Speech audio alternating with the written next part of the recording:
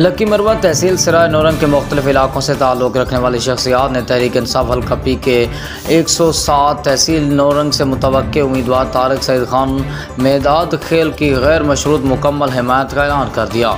आज तहसील सराय नौरंग के इलाके अकबर कला के आम शख्सियात ने तारिक सईद खान मेदाद खेल से मुलाकात की और आने वाले आम इंतखाबात में गैर मशरूत मुकम्मल हिमायत का ऐलान करते हुए कहा कि साबिक नुमाइंदों ने आवाम को मायूस किया।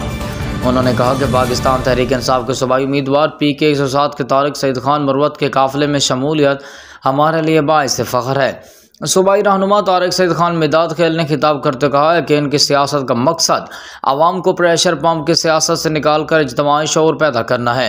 उन्होंने कहा कि इंशाअल्लाह आने वाला दौर एक बार फिर तहरीक इंसाफ का होगा। हल्का पीक 107 के नौरंग के तहसील नौरंग के इस बार तहरीक इंसाफ के हक़ में अपना कीमती वोट इस्तेमाल करें।